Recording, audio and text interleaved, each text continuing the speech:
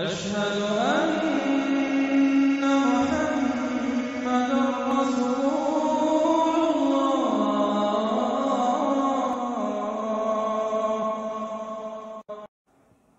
اعوذ باللہ من الشیطان الرجیم، بسم اللہ الرحمن الرحیم۔ السلام علیکم میرے بھائی اور دوستو، محترم بزرگوں، ماؤں بہنوں، میں حکیم عمر فاروق ساہیوال سے آج میں آپ کو درونج اقربی کے بارے میں بتاؤں گا۔ اس کو فارسی میں، عربی میں، اردو میں درونج اقربی کہتے ہیں اور سندھی میں اس کو درنج کہتے ہیں، اور انگلش میں اس کو دوروکیوم کہتے ہیں۔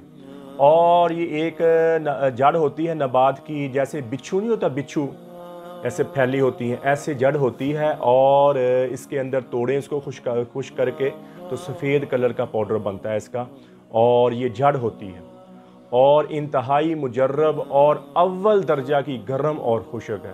یہ مکوی دل ہے، مکوی با ہے، مکوی معدہ ہے، مکوی جگر ہے، مکوی مثانہ ہے۔ یہ دل کو بہت طاقت دیتی ہے، جگر کو بہت طاقت دیتی ہے، اور اندر قوت مدافعت بندے کے اندر پیدا کرتی ہے، اور جو شیلا پن بندے میں پیدا ہوتا ہے، خمار بندے کے اندر پیدا ہوتا ہے، بندے کے اندر قوت با اور قوت مدافعت بہت زیادہ مقدار میں پیدا ہوتی ہے۔ اور یہ جو جڑی بوٹیاں ہیں وہ دیسی نسخہ جات میں، ان سے تقریباً ہر دوائی میں 99% اس کا استعمال ہوتا ہے۔ اور جو دل کے مریض ہیں یا دل کے ڈاکٹر دوائیات بناتے ہیں سائنسدان، اس میں یہ بہت زیادہ مقدار میں ہوتی ہے، چاہے انگلش دوائی ہے، چاہے ہومیوپیتھی کی دوائی ہے، چاہے دیسی دوائی ہے، اس میں دل کی دوائیوں میں یہ بہت زیادہ مقدار میں استعمال ہوتی ہے۔ اور درونج اقربی جو ہے، اس کا مزاج تو ہے گرم خشک، لیکن وہ مزاج گرم خشک ہے کہ جو معدے کو زیادہ خشک نہیں کرتا، لیکن اندرونی طور پر بندے کے انگ کو، جیسے کسٹرول ہے، یورک ایسڈ ہے، یہ بندے کے جسم سے ختم کر دیتا ہے، اس کو خشک کر دیتا ہے۔ تو اس کی خوراک یہ ہے کہ 1 ماشا سے 3 ماشا تک آپ اس کی خوراک لیں، اور بہتر یہ ہے کہ اس کو اکیلا نہ لیں، باقی دوائیات کے ساتھ مل کر اس کا جز بنتا ہے۔ میرا جو 40 دن والا کورس ہے اس میں یہ بہت زیادہ مقدار میں صبح والے کیپسول میں بھی ہے، شام والے کیپسول میں بھی ہے، مجون میں بھی ہے، حتیٰ کہ جو آخر میں مجون ہے اس میں بھی ہے۔ یہ اور زعفران مل کے ایک جان پیدا ہوتی ہے، ایک خمار لاتی ہیں، اور میری ہر دوائی میں تقریباً درونج اقربی کا استعمال ہوتا ہے، کیونکہ اس کا سائیڈ ایفیکٹ بہت کم ہے اور اس کا فائدہ بہت زیادہ ہے۔ بندے کے جسم کو کھڑا کر دیتی ہے، بندے کے جسم میں طاقت پیدا کرتی ہے، اور دل کو بہت طاقت دیتی ہے۔ اسی لیے انگلش کی جتنی دوائیاں ہیں اس میں استعمال ہوتی ہے، اور اس کا عرق نکال کر، یہ جو ہے اپنا ہومیوپیتھک کے عرق نکال کے استعمال کرتے ہیں، اور ہماری دوائیوں میں یہ سادہ کوٹ کے اس کا پاؤڈر بنا کے اور مجون میں بھی استعمال ہوتی ہے، اور صبح شام کے کیپسول میں جو میرا 40 دن کا شادی کورس ہے اس میں استعمال ہوتی ہے۔ تو میرے بھائی اور دوستو، کسی قسم کا کوئی نسخہ لینا ہو، اور کوئی اپنا نسخہ لینا ہو، اور کسی جڑی بوٹی کے بارے میں پوچھنا ہو، کسی قسم کے بارے میں پوچھنا ہو، تو آپ میرا کال اور واٹس ایپ نمبر اوپر آ رہا ہے، یا مجھ سے کوئی دوائی منگوانی ہو، میرا کال اور واٹس ایپ نمبر اوپر آ رہا ہے، تو آپ مجھے کال کریں اور اپنا ایڈریس سینڈ کریں، آپ کو 2 دن کے اندر آپ کو دوائی مل جائے گی۔ تو میرے بھائی اور دوستو، حافظ حکیم عمر فاروق آپ یوٹیوب پر لکھیں، میرے چینل سبسکرائب بھی کریں، گھنٹی کا بٹن بھی دبائیں، اور لائک شیئر بھی کریں، اور ٹویٹر، انسٹاگرام، فیس بک پر آپ ہمیں فالو کر سکتے ہیں۔ تو میرے بھائی اور دوستو، نماز کی پابندی ہو، اللہ تعالیٰ کے احکامات پر عمل کر ہم زندگی گزاریں، تاکہ ہم دنیا میں بھی کامیاب ہو جائیں اور آخرت میں بھی کامیاب ہو جائیں۔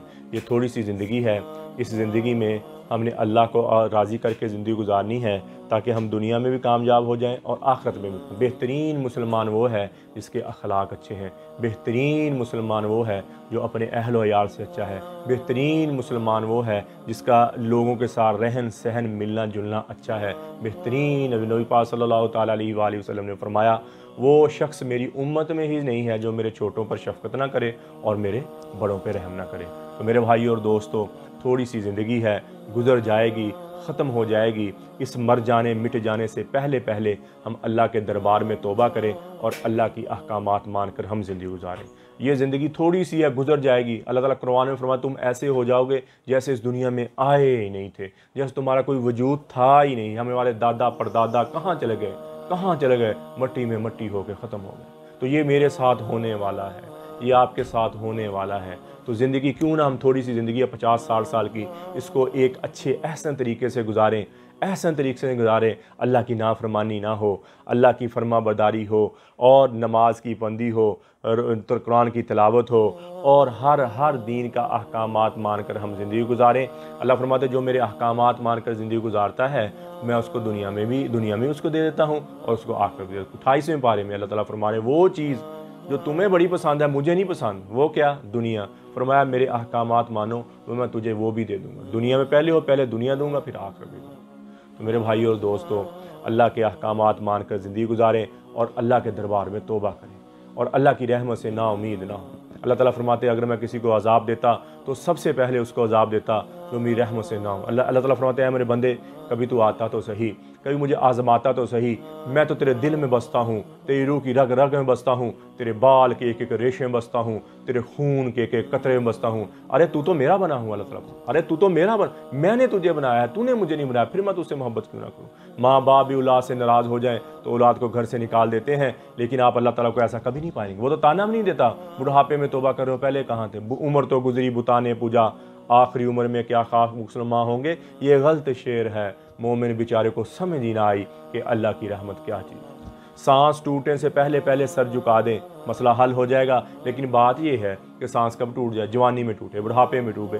اب توبہ کریں، اس وقت توبہ کریں، پھر اللہ کی رحمت کا طلب۔ تو میرے بھائی اور دوستو، اللہ تعالیٰ نے ہمیں تھوڑے سے اللہ کی رحمت سے نا امید نہیں۔ اللہ تعالیٰ داؤد علیہ السلام کو فرمایا یا داؤد بشر المجرمین، اے داؤد جاؤ گناہ گاروں کو خوشخبری سناؤ۔